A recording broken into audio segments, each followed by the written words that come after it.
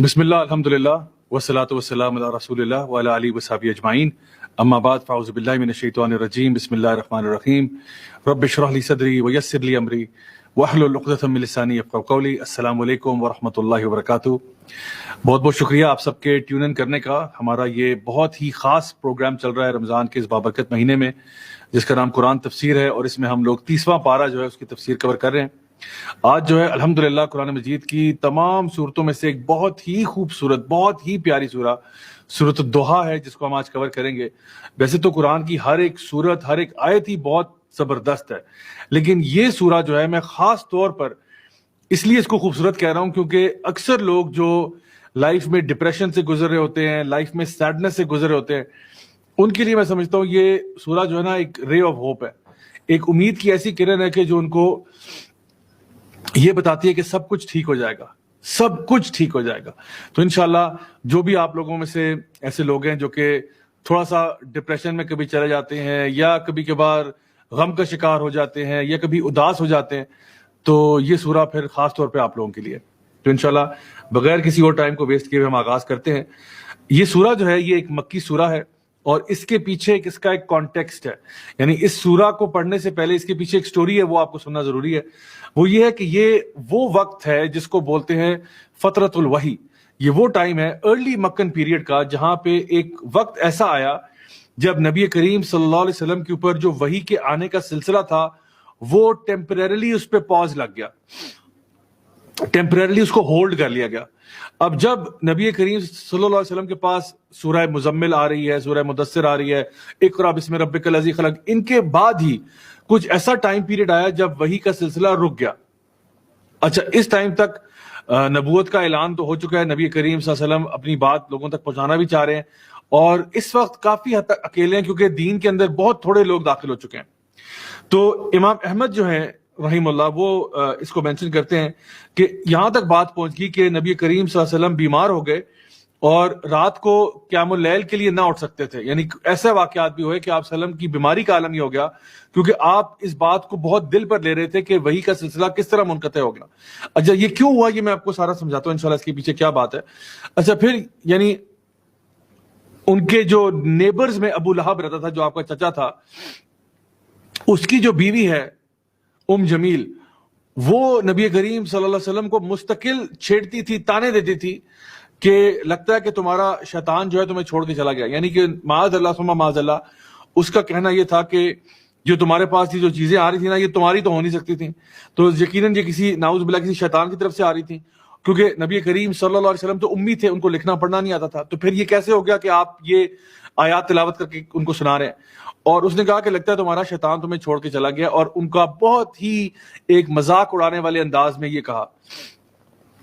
نبی کریم صلی اللہ علیہ وسلم کو خود بھی اس بات کا احساس تھا کہ آخر یہ وحی کا سلسلہ کیسے رک گیا، ہوا کیا پیچھے۔ تو جب وحی آتی تھی لوگوں کو پتہ چلتا تھا کہ وحی آئی ہے، اور اب لوگوں کو معلوم نہیں تھا کہ کیوں یہ وحی کا سلسلہ رک گیا۔ جو لوگ یعنی آپ صلی اللہ علیہ وسلم پر ایمان لا بھی رہے تھے، وہ بھی اس بات میں کچھ دیر کے لیے تو شک میں مبتلا ہوئے ہوں گے کہ بھئی یہ سلسلہ آخر رکا کیوں۔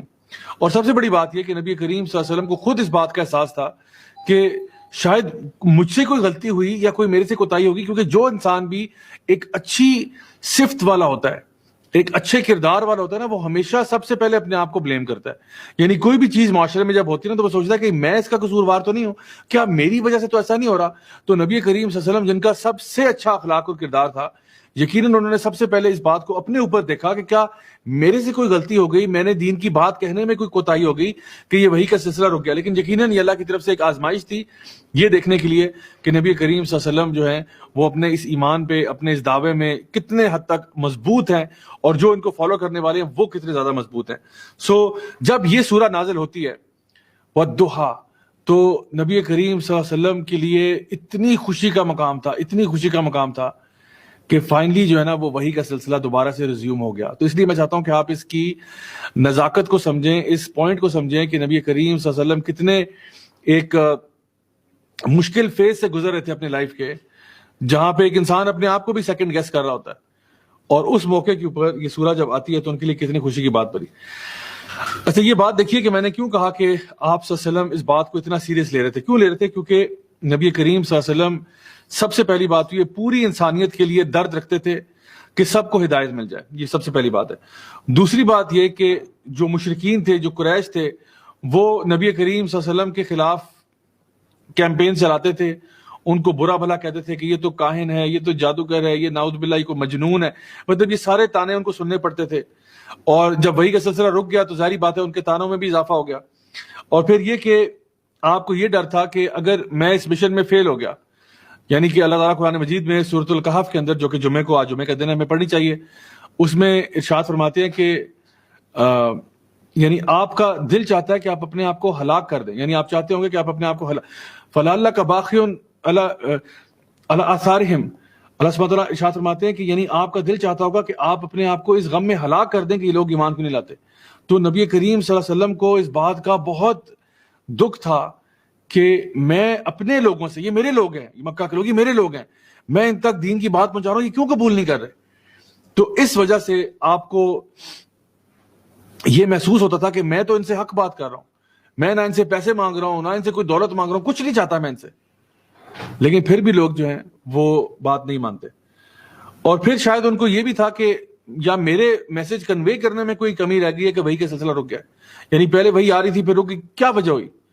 تو شاید میں نے کمیونیکیٹ صحیح طریقے سے نہیں کر پا رہا, یا اپنے اندر کوئی اور ایسی چیز تلاش کرنا کہ مجھ سے کوئی غلطی ہو رہی ہے جس کی وجہ سے شاید اللہ مجھ سے ناراض ہو گیا, شاید اللہ مجھ سے ناراض ہے, شاید اللہ مجھے اب پسند نہیں کرتا. ہاں اللہ نے مجھے چنا تو تھا, مجھے غار حرا میں وحی آئی تھی, لیکن شاید مجھ سے کچھ غلطی ہو گئی ہے, کوئی خطا ہو گئی ہے جس کی وجہ سے اب وحی کا سلسلہ رک گیا. سو نبی کریم صلی اللہ علیہ وسلم کے دل و دماغ پہ یہ بہت بڑا بوجھ تھا. یعنی خاص طور پہ اس انسان کے بارے میں سوچیں جو اتنا حساس ہو لوگوں کے معاملے میں, اپنے معاملے میں, وہ کتنا اس بات کو فیل کرے گا کہ میرے اوپر وحی کا سلسلہ کیوں روک دیا گیا. تو یہ چیز اب میں سمجھتا ہوں کہ تمام لوگ جو بھی دین کا کام کر رہے ہیں ان کے لیے بھی بڑی ضروری ہے کہ اگر ہماری لائف میں کبھی کوئی مشکلیں آتی ہیں, کسی کی لائف میں, خاص طور پہ وہ لوگ جو کہ اللہ تعالیٰ کے دین کا کام کر رہے ہیں, اللہ تعالیٰ کے دین کی بات دوسروں تک پہنچانا چاہتے ہیں, جب لائف میں کوئی مشکلیں آتی ہیں, پریشانیاں آتی ہیں, تو پھر خاص طور پہ نا ہمیں یہ سورہ پڑھنی چاہیے اور اس کو سمجھنا چاہیے. تو انشاءاللہ ہم اس غم سے, ڈپریشن سے باہر نکل آئیں گے. اللہ سبحانہ تعالیٰ نبی کریم صلی اللہ علیہ وسلم سے بہت زیادہ محبت کرتے تھے اور کرتے ہیں, اور سب سے زیادہ بلکہ محبوب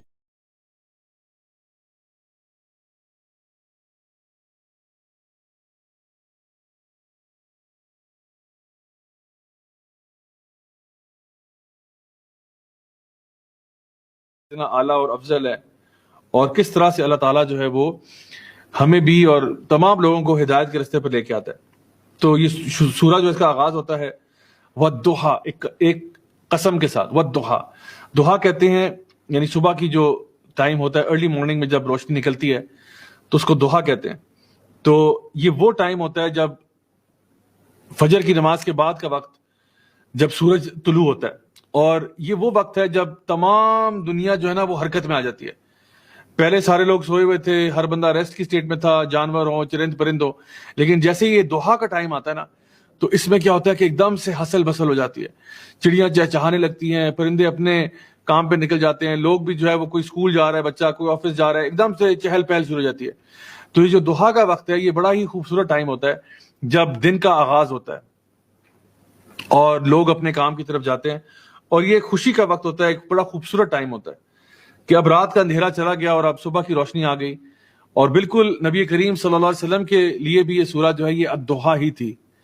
یعنی جس یعنی تکلیف سے آپ گزر رہے تھے, جس پریشانی سے آپ گزر رہے تھے, یہ سورہ جب نازل ہوئی تو یہ واقعی میں ان کے لیے ایسے بن گئی جیسے کہ رات کا اندھیرا ختم ہو گیا اور صبح ہو گئی, ایک دم سے سورج کی روشنی پھیل گئی اور ایک دم سے انسان ریلیکس ہو گیا. والضحیٰ. اور اس میں میں چھوٹی سی بات ایڈ کرتا جاؤں کہ ایک دحا کی ایک صلاۃ الضحیٰ بھی ہوتی ہے نا, یعنی اس کو ہم لوگ جو دحا پریئر کہتے ہیں. یہ نماز جو ہے یہ صبح فجر کی نماز کے بعد پڑھی جاتی ہے, یعنی فجر کی نماز کا ٹائم جب نکل جاتا ہے اور جب سورج نکل آتا ہے باہر, تو سورج کے نکلنے کے بعد سے لے کر ظہر کی نماز سے پہلے اس کو پڑھا جا سکتا ہے. صحیح مسلم کی حدیث کے مطابق جو ہے اس کی 2 رکعتیں ہیں, کم از کم 2 رکعتیں ہیں. ویسے تو 4 بھی پڑھی جا سکتی ہیں اور نبی کریم صلی اللہ علیہ وسلم نے 4 سے زائد بھی پڑھی ہیں، لیکن بہرحال جو معمول بتایا گیا وہ یہ ہے کہ 2 رکعتیں کم از کم پڑھنی چاہیے دوحا پریئر کی یا صلاۃ الضحیٰ کی. اور اگر ویسے اگر ہم دیکھیں عام طور پہ 4 رکعتوں کا کہا جاتا ہے. بخاری مسلم کی حدیث بھی ہیں. ایک حدیث جو کہ سیدنا ابو ہریرہ رضی اللہ عنہ کی ہے، انہوں نے فرمایا کہ مجھے میرے حبیب نے، یعنی نبی کریم صلی اللہ علیہ وسلم کی بات کریں، انہوں نے مجھے 3 چیزوں کی نصیحت کی تھی. ایک یہ کہ مہینے کے 3 روزے رکھا کرو، یعنی 3 جو بیچ کے ایام ہوتے ہیں 13 14 15 وہ روزہ رکھا کرو، اور یہ صلاۃ الضحیٰ کی 2 رکعتیں پڑھا کرو، اور وتر جو ہے وہ سونے سے پہلے پڑھ لیا کرو. تو یہ 3 نصیحتیں جو ہیں یہ سیدنا ابو ہریرہ جو ہے رضی اللہ عنہ کو نبی کریم صلی اللہ علیہ وسلم نے کی تھی. یہ حدیث بخاری اور مسلم دونوں میں پائی جاتی ہے. بہرحال یہ نماز کا فائدہ کیا ہے؟ اس کا فائدہ یہ ہے کہ نبی کریم صلی اللہ علیہ وسلم کی حدیث صحیح مسلم کی آپ نے فرمایا کہ ہر انسان کا جو جوڑ ہے نا جسم میں، ہر جوڑ کا ایک صدقہ ہوتا ہے جو دینا لازمی ہوتا ہے. یعنی آپ کے باڈی میں جتنے بھی جوائنٹس ہیں ان جوائنٹس کا صدقہ ہوتا ہے. ہر دفعہ جب آپ سبحان اللہ کہتے ہیں وہ ایک صدقہ ہوتا ہے، ہر دفعہ جب آپ الحمدللہ کہتے ہیں وہ ایک صدقہ ہوتا ہے، جب آپ لا الہ الا اللہ کہتے ہیں وہ بھی ایک صدقہ ہوتا ہے، جب آپ اللہ اکبر کہتے ہیں وہ بھی صدقہ ہوتا ہے. اور ان سارے صدقوں کو، اور جب بھی آپ امر بالمعروف کرتے ہیں نہی عن المنکر کرتے ہیں، یہ بھی صدقہ ہوتا ہے. یعنی ہر جوائنٹ کے اوپر نا ایک صدقہ ڈیو ہوتا ہے. جب بھی آپ صبح اٹھتے ہیں تو آپ کے صدقہ ڈیو ہے، کیونکہ اللہ تعالیٰ نے آپ کو ماشاءاللہ ہیلدی رکھا ہے، فٹ رکھا ہے. اب اس کا صدقہ دیں آپ تو ہر الحمدللہ، اللہ اکبر، لا الہ الا اللہ، یہ سارے کے سارے صدقے، نیکی کا حکم دینا، برائی سے روکنا، یہ بھی صدقہ ہے. لیکن آپ نے فرمایا صلی اللہ علیہ وسلم نے کہ ان ساروں کو، یہ ساری چیزیں ایک طرف، اور یعنی جو صلاۃ الضحیٰ ہے اس کی 2 رکعتیں جو ہے وہ ایک طرف ہیں. یعنی کہ اگر آپ صرف یہ سارا صدقہ آپ پے کر سکتے ہیں، کس طرح سے؟ صرف 2 رکعت صلاۃ الضحیٰ کے پڑھ لو. یہ صحیح مسلم کی حدیث ہے. تو آپ اپنے سارے جوڑوں کا صدقہ جو ہے وہ صرف یہ 2 رکعت پڑھ کے انشاءاللہ ادا کر سکتے ہیں. باقی اور انشاءاللہ امید تو یہ کہ ہم باقی کام بھی کریں گے، لیکن صرف یہ 2 رکعت پڑھ لیں تو آپ کلیئر ہیں کہ میں نے آج اپنے پورے جسم کے جتنے بھی جوڑ ہیں ان کا صدقہ دے دیا. بلکہ بعض ہمارے جو علماء ہیں وہ یہ بات اس کی ترغیب دیتے ہیں کہ اگر آپ کو، یہ میں سائیڈ نوٹ بتا رہا ہوں، اگر آپ کو کوئی بھی باڈیلی پینز ہوتی ہیں نا، خاص طور پہ جوڑوں کی تکلیف ہے آپ کو یا جوڑوں کا درد ہے، تو خاص طور پر آپ کو چاہیے کہ آپ صلاۃ الضحیٰ جو ہے وہ ضرور پڑھا کریں. انشاءاللہ الرحمن اللہ تعالیٰ آپ کی تکلیفوں کو بھی دور کرے گا جو فزیکل ایلمنٹس ہیں آپ کی. سو بہرحال اس کے علاوہ بھی اس کے بہت سارے فوائد ہیں. اللہ تعالیٰ ہم سب کو توفیق عطا فرمائے کہ ہم لوگ انشاءاللہ صلاۃ الضحیٰ جو ہے اس کا باقاعدہ طور پر اہتمام کیا کریں. ایک اور حدیث میں ایڈ کر دیتا ہوں یہاں پہ جو کہ ترمذی میں ہے اور دیگر جو ہے نا کتب میں بھی پائی جاتی ہے، جہاں پہ آپ صلی اللہ علیہ وسلم نے ارشاد فرمایا کہ جو شخص بھی فجر کی نماز پڑھتا ہے اور پھر اپنی اسی جگہ پر بیٹھا رہتا ہے، یعنی جو بندہ بھی فجر کی نماز پڑھتا ہے پھر اسی جگہ پر بیٹھا رہتا ہے اور حتیٰ کہ صبح یعنی سورج طلوع ہو جاتا ہے، پھر اس کے بعد وہ 2 رکعت پڑھتا ہے، تو اس کے لیے وہ ثواب ہے جو حج اور عمرے کا ہے، مکمل مکمل مکمل. یعنی جو شخص بھی صبح فجر کی نماز، یعنی یہ ویسے تو باجماعت نماز کی بات ہے، لیکن انشاءاللہ ہم امید کرتے ہیں کہ جو خواتین گھر میں بھی نماز پڑھتی ہیں ان کے لیے بھی ایسے ہوگا.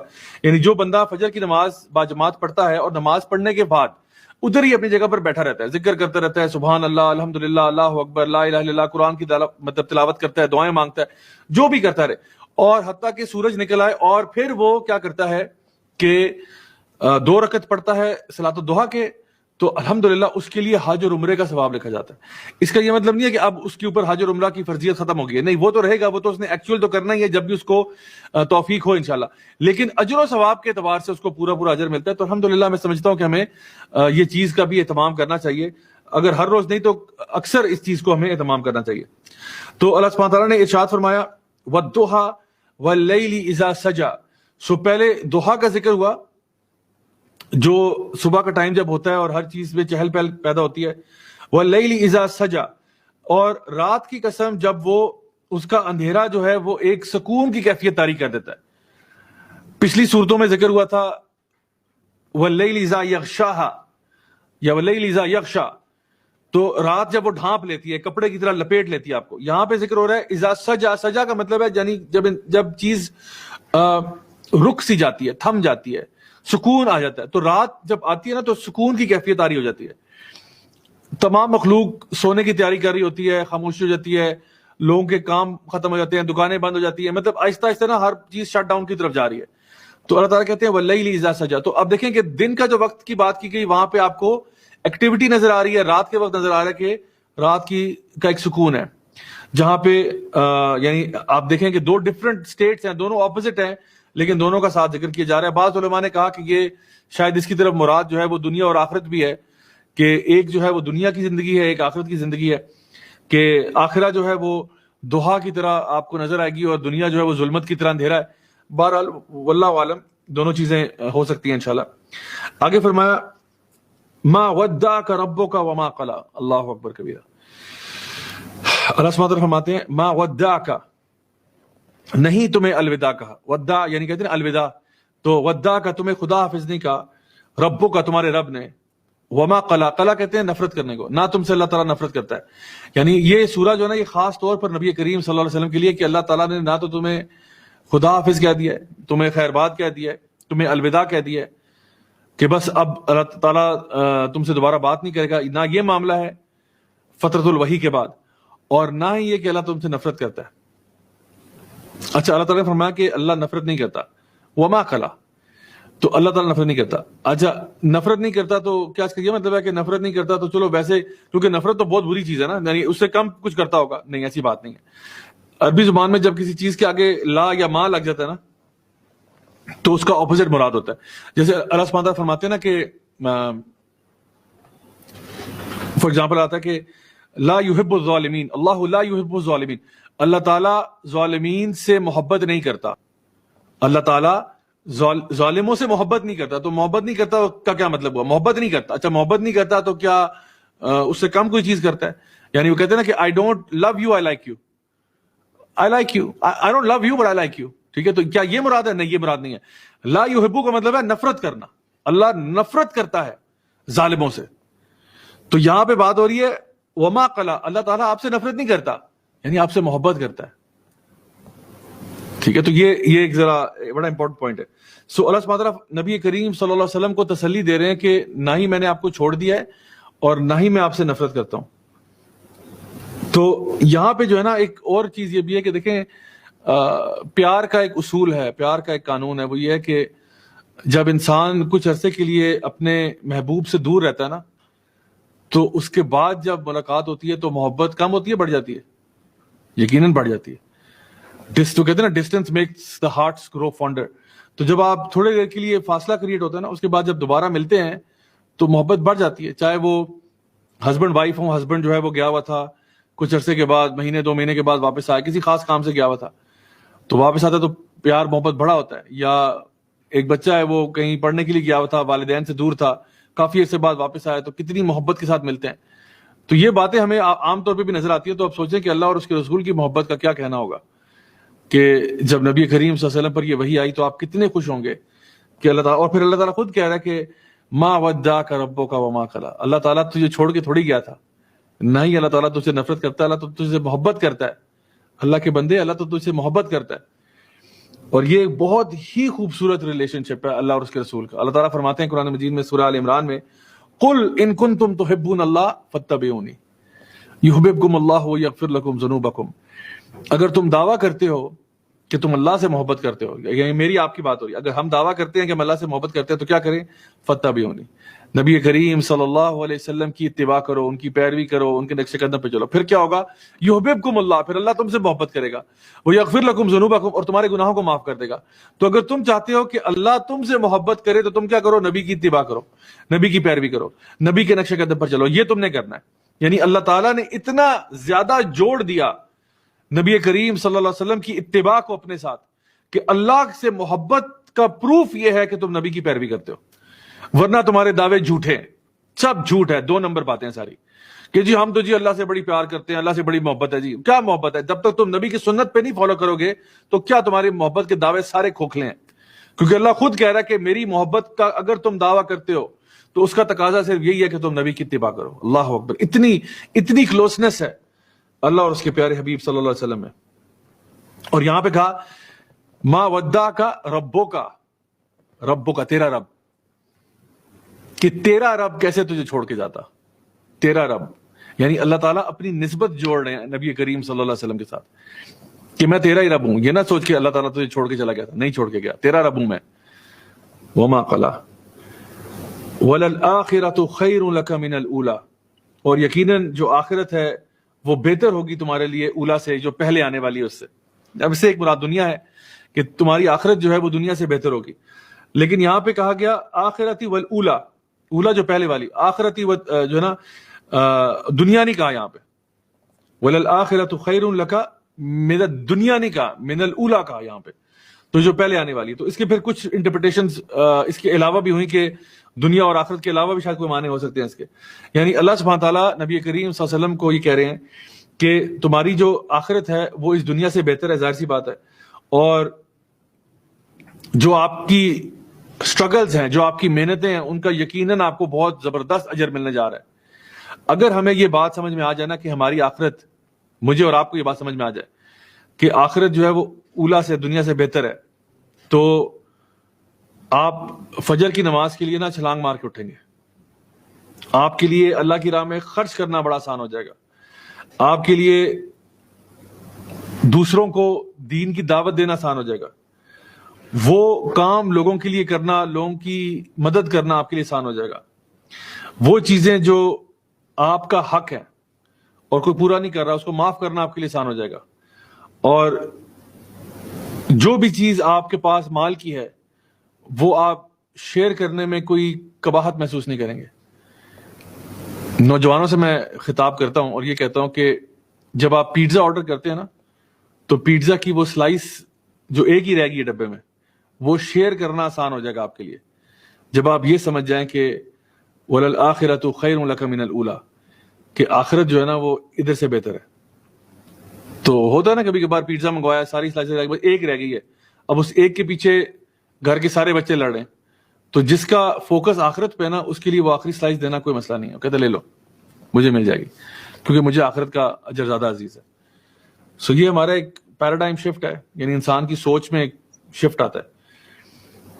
تو یہاں پہ ایک چیز یہ بھی ہے کہ نبی کریم صلی اللہ علیہ وسلم کی اگر لائف کو ہم دیکھیں تو اگر ہم ان کی لائف ٹائم کی بات کریں, کہ لائف پیریڈ کی بات کریں, اگر ہم آخرہ اور اولا کی بات یہ کریں کہ جو آپ کا اینڈ آف یور لائف جو ہے وہ بہتر ہوگی پہلے سے, اس سے کیا مراد دی جائے؟ اس سے یہ مراد دی جائے کہ آپ, یعنی آپ دیکھیں کہ آپ کی شروع کی لائف سے جو ہے ٹھیک ہے, جو آپ پہ نبوت آئی, تو آخر میں کیا ہوگا؟ آخر میں تو دیکھیں بہت سارے سٹرگلز ہوئے, مثلا ہجرت کرنی پڑ گئی, مختلف قسم کے ٹارچر کیے گئے, سینکشن لگائے گئے, غزوہ بدر ہوئی, غزوہ احد ہوئی, غزوہ خندق ہوئی, ٹھیک ہے, یہ ساری چیزیں ہوئیں, اور طرح طرح کے پریشانیاں, مشکلیں آئیں. تو یہ کیسے کہہ دیا کہ جی آپ کی جو آخر والی زندگی ہے, اگر ہم لوگ دنیا کی بات کریں صرف, کہ دنیا میں جو لیٹر پیریڈ آپ کی لائف کا وہ بہتر ہوگا ابھی کی حالت سے. اس کی ایک جو تشریح جو بیان کی گئی جو بڑی خوبصورت ہے, وہ یہ ہے کہ جب نبی کریم صلی اللہ علیہ وسلم شروع میں تھے نا, تو اکیلے تھے, بالکل اکیلے تھے, تنے تنہا. اور آگے جا کے نا ٹھیک ہے ہجرت بھی ہوئی, غزوہ بدر بھی ہوئی, احد بھی ہوئی, خندق بھی ہوئی, سب ہوئی, لیکن اب آپ ایک کلیکٹیو تھے.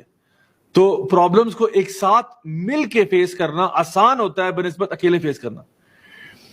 اس لیے یہ پروو کرتی ہے بات کہ جب آپ لوگوں کے ساتھ کلیکٹیو میں رہتے ہیں نا, آپ کے اوپر یہ دیکھیں, آپ اپنی فیملی میں چینج ہوئے, فار ایگزامپل آپ کی فیملی کو اتنی پریکٹسنگ نہیں تھی, آپ نے دین کو فالو کرنا شروع کیا, آپ اکیلے تھے, اور آپ پہ پوری دنیا کا یعنی جو ہے نا حملہ ہوا ہے کہ تم دیکھو جمعہ 8 دن مولوی ہو گئے, فلاں ہو گئے, ڈمکا ہو گئے. اب اکیلے فیس کرنا نا بڑی اسٹرینتھ چاہیے ہوتی ہے, بڑا ول پاور چاہیے ہوتی ہے, بڑا ریزولو چاہیے ہوتا ہے.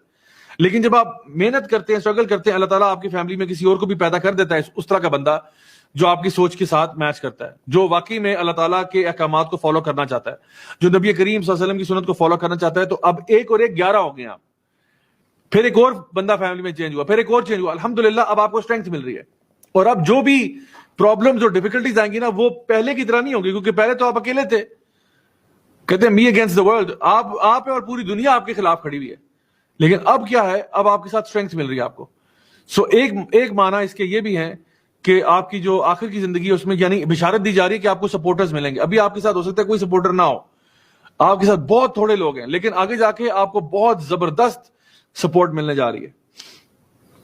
یعنی گروپ کے ساتھ رہنا جو ہے نا, وہ اکیلے رہنے سے بہتر ہوتا ہے, اگر وہ گروپ آپ کو خیر کی طرف لے جا رہا ہے. سو اسی لیے یہاں پہ ارشاد فرمایا گیا وَلَلْآخِرَةُ خَيْرٌ لَكَ مِنَ الْأُولَى. اچھا آپ دیکھیں کہ ہم لوگ ویسے بھی سب سے بڑی بات تو یہ ہے کہ ہم سارے نبی کریم صلی اللہ علیہ وسلم کی امتی ہیں, اور جب تک دنیا سلامت ہے, جب بھی ہم کوئی بھی نیک کام کریں گے اس کا سارا کریڈٹ کس کو جائے گا؟ نبی کریم صلی اللہ علیہ وسلم کو. کیونکہ ان کی تعلیمات پہ ہم عمل کر رہے ہیں. جو بھی بندہ نماز پڑھتا ہے اس کو ثواب ملتا ہے, لیکن ثواب نبی کریم صلی اللہ علیہ وسلم کو بھی ملتا ہے کیونکہ نماز سکھائی انہوں نے. جو بندہ بھی صدقہ کرتا ہے اس کو ثواب ملتا ہے, لیکن ثواب نبی کریم صلی اللہ علیہ وسلم کو بھی ملتا ہے.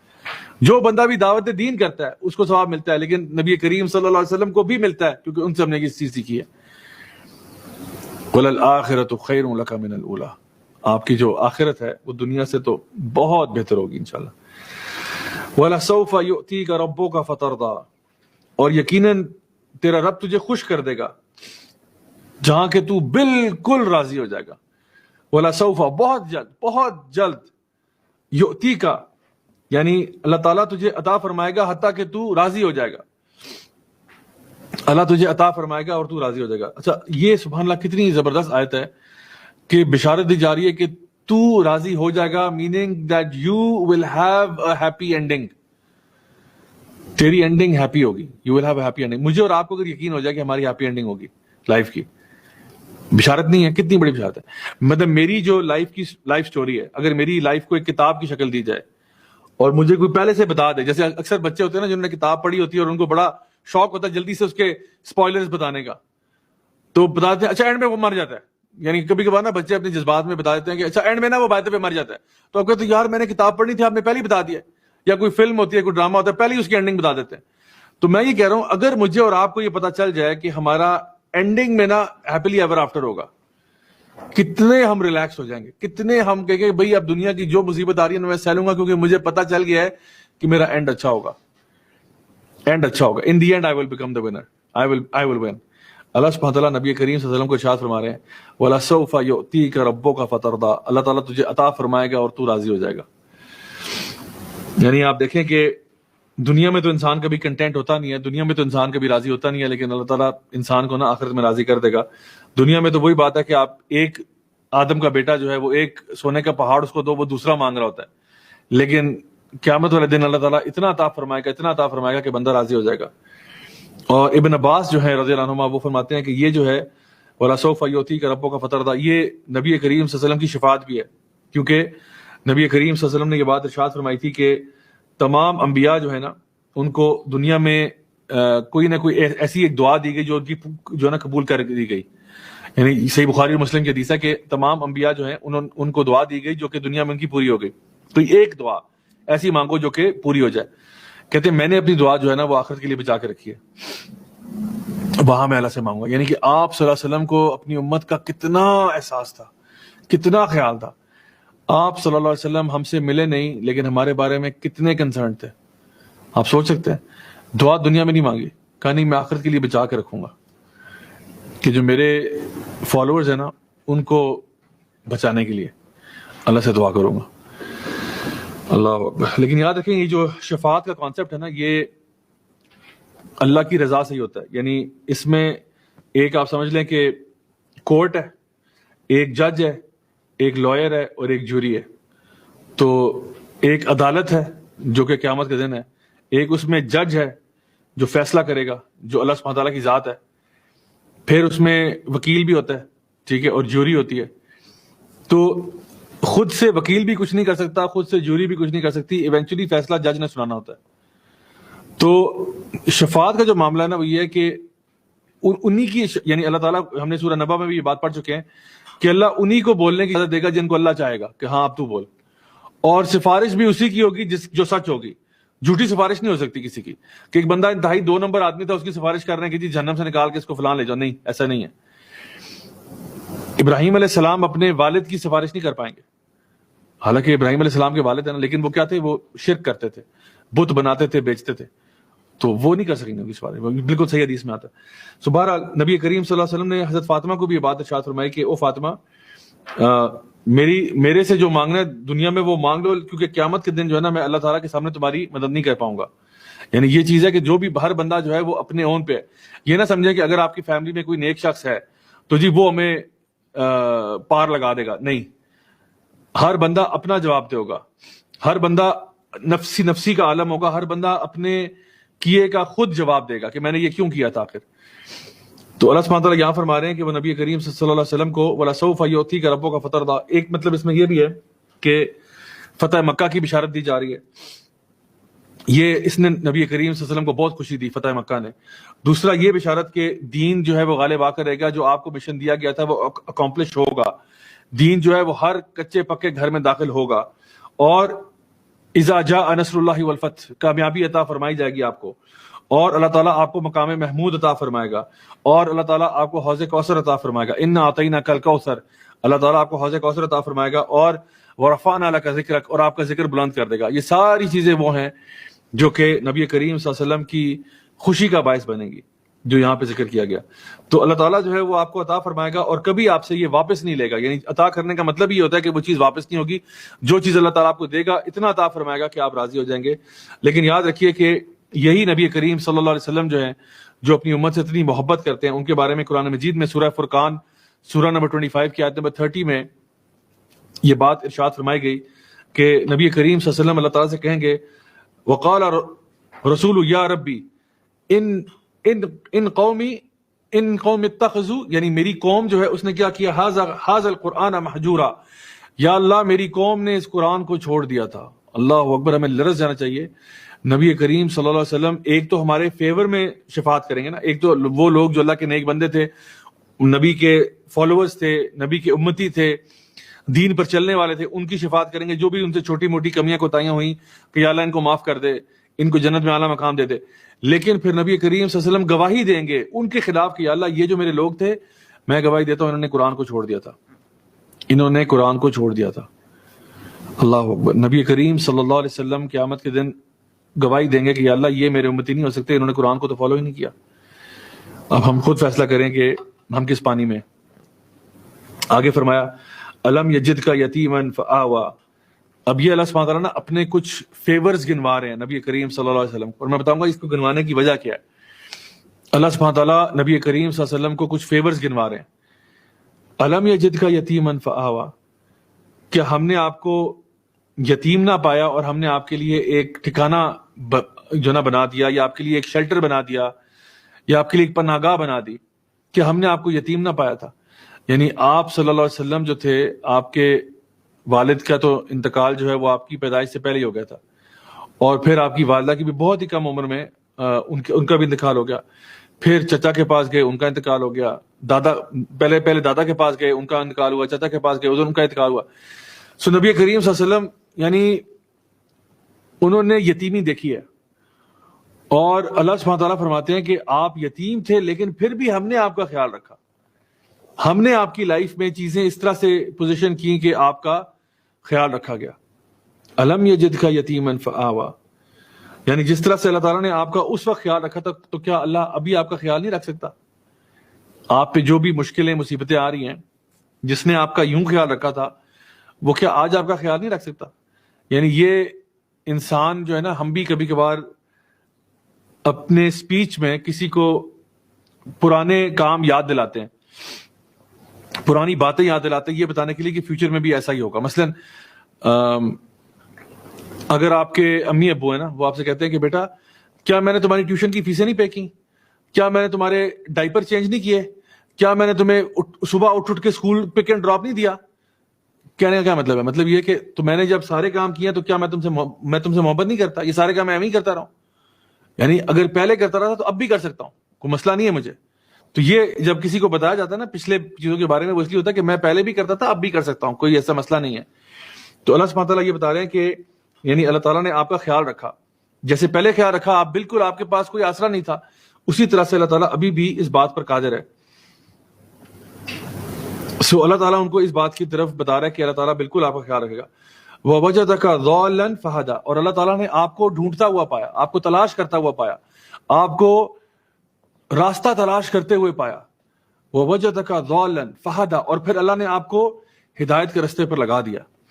یعنی نبی کریم صلی اللہ علیہ وسلم جو تھے نا، وہ تلاش کر رہے تھے کہ مجھے کوئی رستہ تو ملے، یہ لوگ کہاں جا رہے ہیں. آپ غار حرا میں جا کے بیٹھ جاتے تھے، اپنے قوم کے غم کو محسوس کرتے تھے کہ جی میرے معاشرے میں بچیوں کو دفنایا جا رہا ہے، لوگ ہر قسم کا کفر اور شرک کر رہے ہیں، غریب جو ہے وہ غریب تر ہوتا جا رہا ہے، امیر تر ہوتا جا رہا ہے، سوسائٹی میں جسٹس نہیں ہے، غلاموں کے ساتھ جو سلوک ہو رہا ہے، کتنا ظلم ہو رہا ہے. یہ ساری باتیں آپ دیکھ رہے تھے اور آپ جاتے تھے اس کا سولوشن کیا ہے، اس کا سولوشن کیا ہے.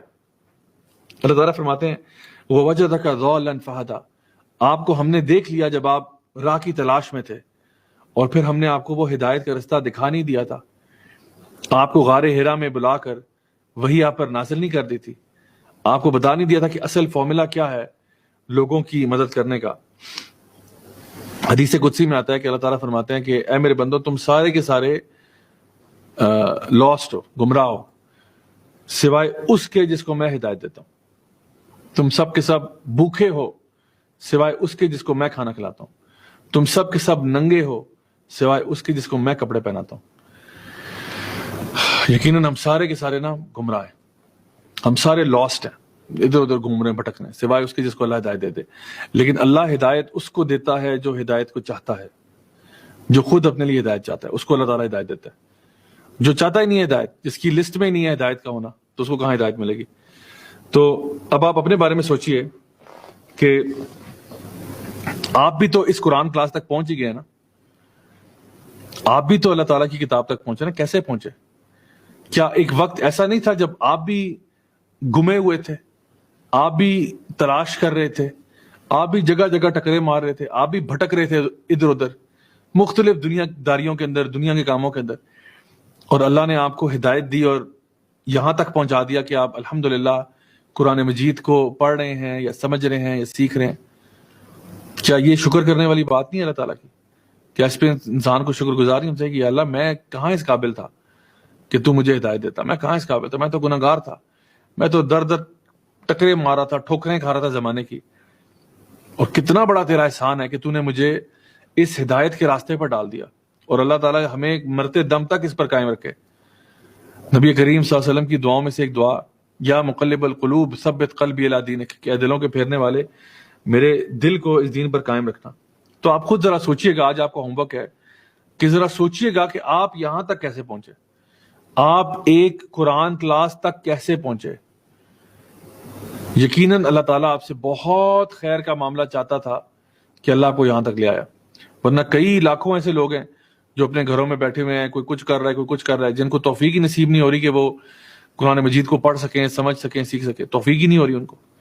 کبھی ہوتا ہے نا انسان، توفیق کیا ہوتی ہے، یعنی کبھی کبھار ہوتا ہے انسان بازار گیا، کتاب لے کے آیا، کوئی بڑی اہم کتاب تھی اس نے پڑھنی تھی، لیکن 6 مہینے سے وہ شیلف پہ پڑی ہوئی، توفیق ہی نہیں ہو رہی کتاب پڑھنے کی، توفیق ہی نہیں، لیکن توفیق اللہ کی طرف سے ہوتی ہے، اس کو ہوتی ہے جو اس کی جستجو کرتا ہے۔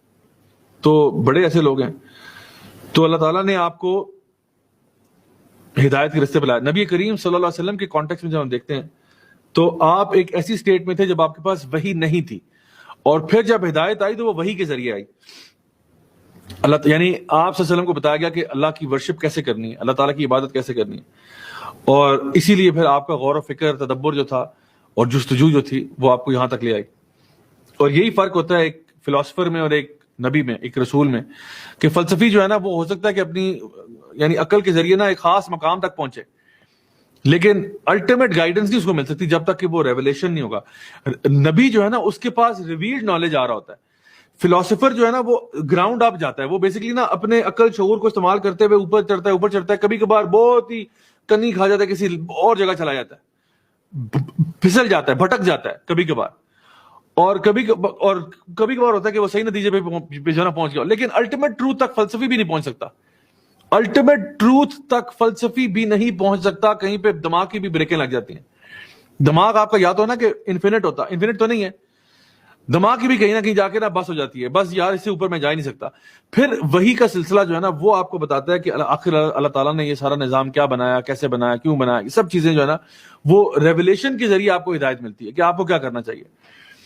تو اللہ تعالیٰ نے فرمایا کہ وَوَجَدَكَ ضَالًّا فَهَدَى وَوَجَدَكَ عَائِلًا فَأَغْنَى، اور اللہ تعالیٰ نے آپ کو عائلن کا مطلب ہے یعنی ایک انسان جو غربت میں ہوتا ہے، جو فقیری میں ہوتا ہے، جس کے پاس اس کے بیئر نیسیسٹیز جو ہیں وہ نہیں ہوتے اس کے پاس، فَأَغْنَى، اور اللہ تعالیٰ نے آپ کو سیلف سفیشینٹ کر دیا، اللہ نے آپ کا یہ غم ہی نکال دیا، یہ جو پاورٹی والا غم ہے نا یہ اللہ تعالیٰ نے دور کر دیا۔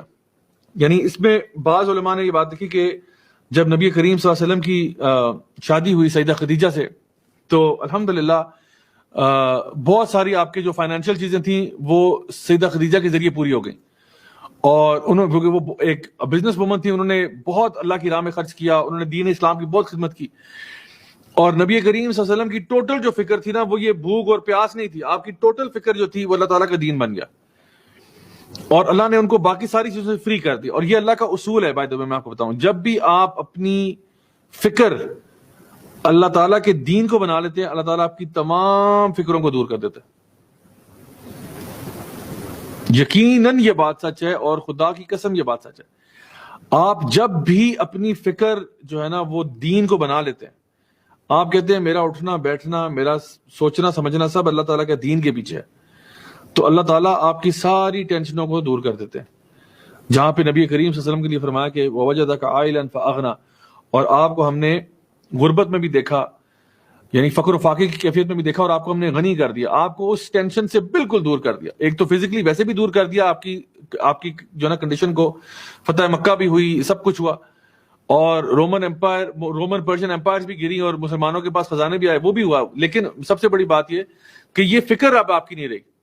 جو پہلے کسی کی فکر ہوتی ہے نا کہ جی مال دولت پیسہ، وہ فکر اب آپ کی فکر نہیں رہی. سو اللہ سبحانہ تعالیٰ نے جہاں پہ یہ 3 چیزوں کا ذکر کیا کہ اللہ تعالیٰ آپ جب یتیم تھے ہم نے آپ کا خیال رکھا، آپ جب تلاش کر رہے تھے ہم نے آپ کو راستہ دکھایا، اور جب آپ کے پاس یعنی بھوک و افلاس کا معاملہ تھا، غربت طاری تھی، تو ہم نے آپ کو وہاں سے بھی اس سے بھی فری کر دیا. 3 فیورز گنوائے، آگے اب 3 احکامات آ رہے ہیں. تو پھر اب آپ کو کیا کرنا چاہیے؟ جب اللہ تعالیٰ نے آپ کو یوں مدد کی آپ کی، تو اب آپ کو کیا کرنا چاہیے؟ اللہ تعالیٰ فرماتے ہیں فَأَمَّا الْيَتِيمَ فَلَا تَقْهَرْ، تو پھر آپ یتیم کے ساتھ تقہر یعنی وہ نہ کریں. آپ یعنی اس کو، ایک ہوتا ہے تغلب، اس پہ غالب نہ ہو. غالب ہونا تغلب اور چیز ہے، اور تقہر اور چیز ہے. تقہر کا مطلب ہے کہ کسی پہ غالب بھی آنا اور اس کو بے عزت بھی کرنا. تو آپ یتیم کو بے عزت نہ کریں. کیوں؟ کیونکہ نبی کریم صلی اللہ علیہ وسلم خود چونکہ یتیم تھے، آپ بہتر یتیموں کا دکھ سمجھتے تھے. یتیم سے مراد ایک تو یتیم ہے، دوسرا جو نا یتیم سے مراد وہ بھی ہے جس کا کوئی والی وارث نہیں ہوتا، جو معاشرے کا دھتکارا ہوا بیچارہ ہوم لیس کوئی شخص ہے، بالکل کوئی اس کا نہیں، آسرا ہی نہیں ہے اس کا کوئی. تو آپ خود چونکہ اس کیفیت سے گزرے ہیں، آپ بہتر انڈرسٹینڈ کرتے تھے کہ آپ نے کسی یتیم کے ساتھ، کسی ایسے کے ساتھ جو کہ اسٹیٹس میں لو ہے، اس کے ساتھ زیادتی نہیں کرنی، اس کو اوپریس نہیں کرنا، اس پہ ظلم نہیں کرنا. تو کہا یہ جا رہا ہے کہ اب آپ جو ہے نا، جس طرح ہم نے آپ کا خیال رکھا تھا، آپ یتیم تھے ہم نے آپ کا خیال رکھا، اب آپ بھی جو ہے نا خود بھی یہ کریں، دوسروں کو بھی یہ تلقین کریں کہ جو معاشرے کے ڈاؤن ٹراڈن طبقہ ہے ان کے ساتھ آپ کا رویہ اور سلوک بہت اچھا ہونا چاہیے. فَأَمَّا الْيَتِيمَ فَلَا تَقْهَرْ وَأَمَّا السَّائِلَ فَلَا تَنْهَرْ، اور جو سائل ہے، جو سوال کرنے والا ہے، فَلَا تَنْهَرْ، اس کے اوپر آپ لٹرلی تنہر نہر سے نکلا ہے، جس طرح جنات تجری من تحت الانہار، انہار وہ نہریں بہیں گی نا وہاں پہ. تو تنہر کا مطلب ہے کہ آپ ایک بندے کے اوپر اتنا اس کے اوپر غصہ کرنا، اس کو انسلٹ کرنا کہ جس طرح ایک وہ اس کو لگ رہا ہے کہ میں جیسے کسی نہر کے آگے کھڑا ہوں، مطلب پانی بہہ جا رہا ہے، بس میری بےزتی ہوئی جا رہی ہے. تو سوال کرنے والے کو بے عزت نہیں کرنا، سوال کرنے والے کو ڈانٹنا نہیں ہے. یہ کہا جائے سوال کرنے والا کون ہوتا ہے؟ کوئی شخص بھی جو آپ سے کوئی دنیاوی سوال پوچھ رہا ہو، کوئی معاملہ پوچھ رہا ہو، یا پھر کوئی آپ سے پیسے کا سوال کر رہا ہو، تو اس کو ڈانٹنا نہیں ہے. اب دیکھیں یہاں پہ ایک بڑا اہم سوال ہے، وہ یہ کہ بھیک مانگنا ویسے اسلام میں حرام ہے، ٹھیک ہے، بھیک مانگنا اسلام میں حرام ہے، لیکن بہت سے لوگ بھیک مانگ رہے ہیں. تو عام طور پہ علماء کہتے ہیں کہ جو بھیک مانگنے والے آج اویلیبل ہیں مارکیٹ میں، یہ 99.9% جو ہے یہ 2 نمبر ہوتے ہیں. یہ ایک عام مشاہدہ ہے. 99.9% یہ بڑے بڑے مافیاز چلا رہے ہوتے ہیں. یہ جو بھیک مانگنے والے آپ کو سڑکوں میں نظر آتے ہیں، یہ بیسیکلی ایک مافیا کا حصہ ہوتے ہیں. تو اس کو علماء بیان کرتے ہیں کہ ان کو آپ انکریج نہ کریں، کیونکہ بھیک مانگنا حرام ہے. ان کو یا تو کسی کام پہ لگائیں. اور میں نے خود کئی دفعہ یہ ٹرائی بھی کیا ہے کہ میں کسی بھی بھیک مانگنے والے کو کہتا ہوں نا کہ آپ ہمارے ساتھ جاب کر لو، وہ انکار کر دیتا ہے. کیوں میں 10-15 ہزار روپے کی جاب کروں جب مجھے یہاں پہ میں 30 ہزار روپے کما رہا ہوں چوک پہ کھڑے ہو کے. تو وہ بھی ہو سکتا ہے کہ یعنی ڈیلی بیسس پہ وہ جو ہے نا وہ ہو سکتا ہے کہ 10-15 ہزار کما رہا ہوں ڈیلی بیسس پہ. تو لیٹ الون کہ میں اس کو 15 ہزار روپے مہینے کا دوں. Now the idea is کہ آپ ان لوگوں کو ان پہ اسپینڈ کریں جو آپ کے قریب ہیں، ذی القربہ جو آپ کے قریب ہیں، ان پہ اسپینڈ کریں خاص طور پہ، کیونکہ ان کو آپ جانتے ہیں، آپ ان کو اچھی طرح جانتے ہیں. یا ایسے لوگ جو کہ آپ کے قریب نہ بھی ہوں لیکن آپ کو پتا ہے کہ یہ ڈیزرونگ لوگ ہیں، ان کو میں جانتا ہوں، ان کے بارے میں مجھے انفارمیشن پتا ہے، یہ ڈیزرونگ ہے، یہ واقعی سفید پوش لوگ ہیں، یہ مانگیں گے بھی نہیں کسی سے، تو مجھے ان کا خیال کرنا چاہیے. آپ معاشرے میں اپنی آنکھیں اور کان کھول کے رکھتے ہیں کہ بھئی کوئی ایسے لوگ ہیں تو میں ان کی ہیلپ کروں، ان کو فائنینشیل اسسٹنس دوں. یہ تو آپ کریں.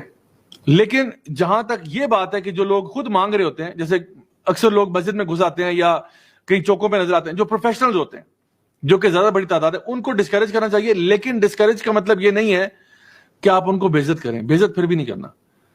وَأَمَّا السَّائِلَ فَلَا تَنْهَرْ، آپ نے ڈانٹنا پھر بھی نہیں. آپ کو بس ٹھیک ہے نہیں دے سکتا، آئی ایم سوری. کسی کام کی آفر کر دیں، کام لیتے ہیں تو ٹھیک ہے، ویل اینڈ گڈ. لیکن ڈانٹنا، چیخنا، چلانا نہیں، یہ کام نہیں کرنا. تو یہاں پہ یہ کہا جا رہا ہے کہ اپنا جو رویہ ہے نا، جو بھی لوگ ہیں معاشرے کے، ان کے ساتھ رویہ آپ کا ٹھیک ہونا چاہیے. اور خاص طور پہ میں سمجھتا ہوں کہ جب ہماری کوئی ایسی سچویشن آتی ہے جہاں پہ ہم اریٹیٹ ہو رہے ہوں، ایک بندہ بار بار سوال پوچھ رہا ہے اور بار بار جو ہے نا اریٹیٹ کر رہا ہے، یہیں پہ آپ کو آپ کا اسٹرینتھ آف کیریکٹر چاہیے ہوتا ہے کہ جہاں پہ آپ اپنے غصے کو کنٹرول کرتے ہیں. غصہ اگر آپ ہی رہا کسی پہ بہت آپ کو اریٹیٹ بھی کر رہا ہے، غصے کو جو ہے نا کنٹرول کریں، کیونکہ اصل میں تو طاقتور تو وہی ہے حدیث کے مطابق جو کہ غصے کو کنٹرول کرتا ہے. طاقتور جو ہے وہ پہلوان نہیں ہوتا. تو بہرحال یہ ساری چیزیں اس طرف بتاتی ہیں ہمیں کہ اچھا کردار ہونا بہت ضروری ہے. یعنی یہ جتنی بھی چیزیں نبی کریم صلی اللہ علیہ وسلم کو بتائی جا رہی ہیں کہ پھر آپ کیا کریں، آپ سائل کو ڈانٹنا نہیں ہے آپ نے، اور جو یتیم ہے اس کے ساتھ آپ نے جو ہے نا ایک اچھا سلوک رکھنا ہے، اس کے ساتھ ظلم نہیں کرنا. اور یعنی یہ ساری باتیں بتانے کے بعد اللہ سبحانہ تعالیٰ ارشاد فرماتے ہیں وَأَمَّا السَّائِلَ فَلَا تَنْهَرْ وَأَمَّا بِنِعْمَةِ رَبِّكَ فَحَدِّثْ. اور پھر ایک اور کام جو آپ نے کرنا ہے وہ یہ ہے کہ پھر اللہ تعالیٰ کی نعمتوں کے بارے میں دوسروں کو بتانا ہے. یعنی اس سے نعمہ کیا ہے کہ جو بھی ایز، ریلیکسیشن، کمفرٹ اللہ تعالیٰ نے آپ کو عطا فرمایا ہے، اس کا ذکر آپ نے دوسروں سے کرنا ہے، یعنی کہ شکر کے اعتبار سے. اس کا مطلب یہ نہیں ہے کہ انسان اپنی جو اللہ تعالیٰ نے اس کو نعمتیں دی ہیں اس کے بارے میں شو مارنے میں اور اللہ کا شکر ادا کرنے میں فرق ہے.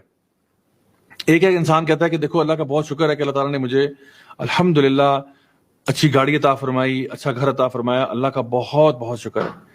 اور ایک ہوتا ہے وہ ہر وقت یہی چیزیں جو ہے نا بس دوسروں کے سامنے as a way of show of کے طور پہ مینشن کرتا رہتا ہے کہ دیکھو میرا گھر تمہارے گھر سے کتنا بڑا ہے، دیکھو میری گاڑی تمہاری تو کیا فضول سی گاڑی ہے، تم کیا چیز. اب دوسروں کو حقارت کی نظر سے دیکھنا، یہ پرابلم ہے.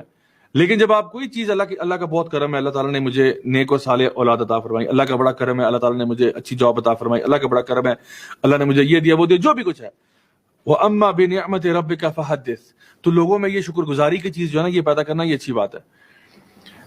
یہ سورہ جو ہے سبحان اللہ، یہ اس کی تھیم کیا ہے؟ یعنی جب بھی آپ لائف میں اداسی سے گزر رہے ہوں، غم سے گزر رہے ہوں، تو اللہ تعالیٰ کا یہ وعدہ آپ کے ساتھ ہے کہ کیا تیرے رب نے تیرا خیال نہیں رکھا تھا. اب میں یہ آپ سے بات کروں ڈائریکٹلی، کیونکہ یہ تو ہم نے نبی کی بات تو ہم نے کر لی. ہمارے لیے کیا اہمیت ہے سورہ کی؟ جب بھی آپ زندگی میں ڈپریشن سے گزر رہے ہوں، اداسی سے گزر رہے ہوں، آپ یہ سوچیں کیا اللہ تعالیٰ نے، آپ بھی کسی ٹائم پہ ایسے تھے جو ہیلپ لیس تھے، اللہ نے آپ کی مدد فرمائی. آپ بھی کسی ٹائم پہ ایسے تھے جہاں پہ آپ کو پوچھنے والا کوئی نہیں تھا، اللہ نے آپ کو وہاں سے نکالا. آپ بھی کئی دفعہ مصیبتوں میں آئے، مصیبتوں میں پھنسے، اور اللہ نے آپ کو وہاں سے باہر نکالا. یہ ہوا کہ نہیں ہوا؟ سوچیے گا ذرا.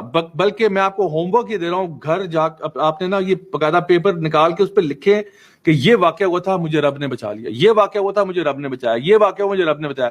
مجھے بتایا اب آگے کوئی پرابلم آتی ہے، جس رب نے آپ کو درجنوں پرابلم سے باہر نکالا ہے، اور آج آپ یہاں پہ بیٹھے لیکچر سن رہے ہیں، جس رب نے آپ کو درجنوں پرابلم سے باہر نکالا اور آج آپ یہاں پہ آ کے لیکچر سن رہے ہیں، آگے کا پرابلم یا ابھی کوئی پرابلم اگر آپ فیس کر رہے ہیں، کیا آپ کا رب اس کو وہاں سے باہر نہیں نکالے گا؟ آپ کو وہاں سے کیا آپ کا رب یہ طاقت اور قدرت نہیں رکھتا کہ جس نے آپ کو اتنی مشکلوں سے باہر نکالا وہ آپ کو آگے جا کے بھی مدد فرمائے گا آپ کی؟ تو یہ اللہ تعالیٰ کی بہت بہت بڑی مہربانی ہے کہ اللہ اپنے بندوں کو پکارتا ہے، ان سے کہتا ہے کہ میں نے تیرا اتنا خیال رکھا تو کیا میں تجھے چھوڑ دوں گا، آگے چھوڑ دوں گا؟ نہیں، اللہ یقیناً ہمارے ساتھ ہے. بلکہ وہ لوگ خاص طور پر جو اللہ تعالیٰ کے دین کے ساتھ جڑ جاتے ہیں، نیکیوں کی طرف جڑ جاتے ہیں، اللہ تعالیٰ کی فرمانبرداری والے کام کرتے ہیں، ان کی تو بالخصوص اللہ تعالیٰ مدد فرماتا ہے. ان سے اللہ تعالیٰ بہت پیار کرتا ہے، جس طرح نبی کریم صلی اللہ علیہ وسلم کو اتنے پیار سے مخاطب کیا جا رہا ہے، اتنے پیار سے مخاطب کیا جا رہا ہے. اور جس طرح یہ سورہ جو ہے نا ان کے لیے ایک روشنی کی کرن بن کے سامنے آئی، اس سورہ نے نبی کریم صلی اللہ علیہ وسلم کے دل کو ٹھنڈک پہنچا دی.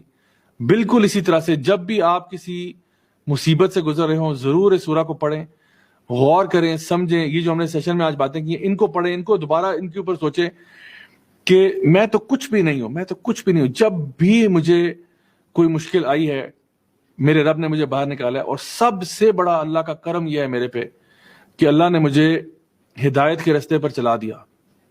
سب سے بڑا کرم یہ ہے کہ اللہ نے ہدایت کے راستے پر چلا دیا. مجھے اگر $1 ٹریلین بھی مل جاتے نا تو وہ اتنا بڑا کرم نہیں تھا جتنا یہ تھا کہ مجھے ہدایت کے راستے پہ, کیونکہ یہ جو ہدایت کا راستہ ہے یہ سیدھا انسان کو جنت میں پہنچا دیتا ہے. اور جنت کا مقابلہ آپ اربوں خربوں میں نہیں لگا سکتے. جنت کا ایک چھوٹا سا ٹکڑا بھی جو ہے نا اس کی قیمت یہ دنیا اور جو کچھ اس میں ہے اس سے زیادہ ہے.